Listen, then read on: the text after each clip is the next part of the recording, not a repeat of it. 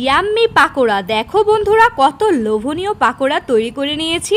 So এই পাকোড়াটি কী দিয়ে তৈরি করেছি তোমরা কি কেউ গেস করতে পারছো?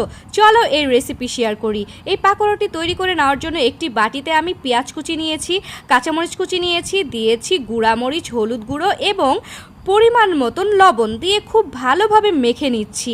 আর তোমাদের টেস্ট অনুযায়ী এখানে তোমরা ঝাল দিয়ে নিবে। আমি মিডিয়াম দিলাম, যেহেতু আমাদের বাসায় বেবিরাও আছে তাই। সো এই যে দেখো, এবার দিয়ে দিলাম মেন ইনগ্রিডিয়েন্টস। কেউ কি বলতে পারছো এগুলো কি দিয়েছি?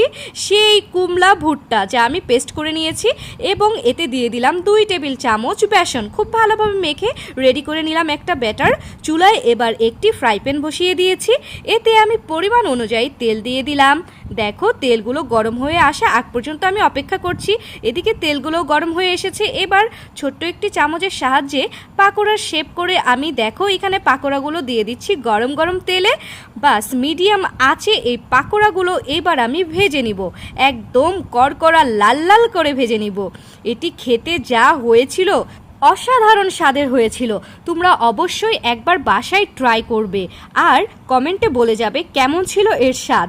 সো এই যে দেখো, এদিকে এক এক করে সব দিয়ে দিয়েছি আর এক সাইড খুব ভালোভাবে ভেজে নেওয়া হয়েছে। এবার এগুলোকে উল্টে দিচ্ছি, এই পাশটাও খুব ভালোভাবে ভেজে নিব। সো পাকোড়াগুলো অলমোস্ট হয়ে গেছে। এবার এগুলো তুলে নিব। এই যে দেখো, একদম লাল লাল করে ভেজে নিয়েছি। তোমরা চাইলে একটু মিডিয়াম করেও ভেজে নিতে পারো বা এরকমও নামিয়ে নিতে পারো। বাস প্রথম যেগুলো দিয়েছি এগুলো চুলা থেকে নামিয়ে নিচ্ছি।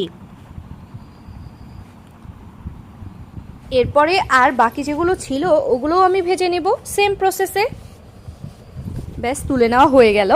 এবার যেগুলো ছিল ওইটাও আমি অল্প অল্প করে চামচের সাহায্যে দিয়ে দিচ্ছি গরম গরম তেলে। সেম প্রসেসে এগুলোও ভেজে নেব। সো বন্ধুরা, আমার ভিডিওগুলো যদি ভালো লাগে তাহলে অবশ্যই লাইক, কমেন্ট ও শেয়ার করবে। যে যেখান থেকে দেখছো ফলো অ্যান্ড সাবস্ক্রাইব করে সবসময় নতুন নতুন রেসিপি পাওয়ার জন্য পাশে থাকবে।